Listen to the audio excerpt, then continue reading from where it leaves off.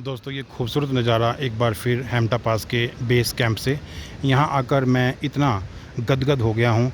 I am too overwhelmed after coming this place कि मेरा न सिर्फ यहाँ से जाने का कोई मन नहीं कर रहा है, बल्कि मैं चाहता हूँ कि मैं आपके लिए एक के बाद एक वीडियो यहाँ से बनाता रहूँ।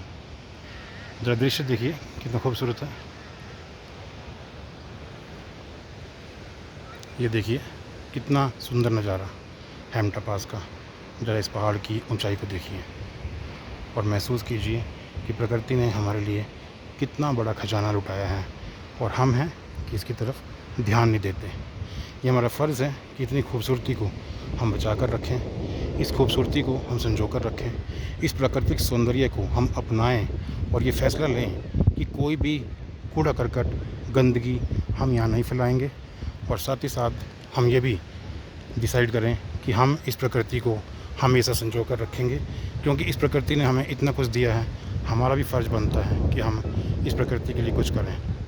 आप महसूस कीजिए ज़रा, मैं बार बार आपसे कहूँगा कि कितना खूबसूरत ये बेस कैंप है, हैम्टा पास बेस कैंप, जहाँ हैम्टा पास की यात्रा शुरू होती है और 4 दिन और 3 रातों का जो ट्रैक है ये यहाँ से शुरू होता है बेस कैंप से।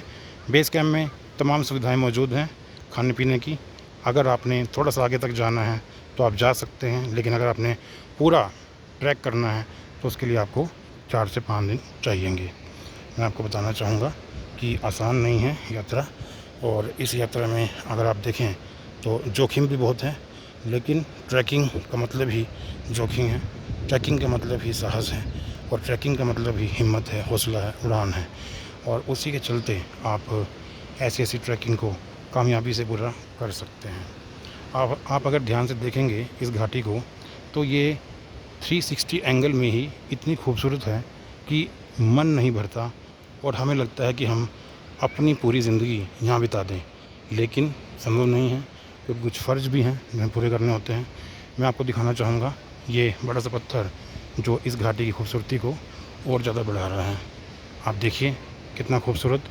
नीचे 2 लोग खड़े हुए हैं, शायद कपल हैं, और इस पूरी घाटी में इस समय जो भी हैम्टा पास को देखने के लिए आए हुए हैं, इस घाटी में आए बिना वो नहीं रह पा रहे हैं, क्योंकि इस घाटी की खूबसूरती अपने आप में बेजोड़ है, अपने आप में बेमिसाल है। हैम्टा पास मेरी हमेशा से गुड बुक में रहा है, और मैंने कोशिश की है कि जब भी मैं मनाली आऊँ तो मैं रोहतांग पास जाऊँ या ना जाऊँ, मैं सोलांग वैली जाऊँ या ना जाऊँ, लेकिन हैम्टा पास मैं हमेशा से ही आता भी हूँ, आना चाहता भी हूँ। वजह आप पूछें क्यों? वजह आपके सामने है। वजह इतनी हसीन है, वजह इतनी दुर्लभ है, और वजह इतनी ब्यूटीफुल है कि कोई भी इंसान अगर मनाली आकर हैम्टा पास नहीं आता तो मुझे लगेगा कि उसे प्रकृति से प्रेम नहीं है। तो आप इन दृश्यों के साथ मैं आपको छोड़े जा रहा हूँ, और आप देखते रहिए मेरा YouTube channel VK and nature. Please subscribe to my channel and like as well.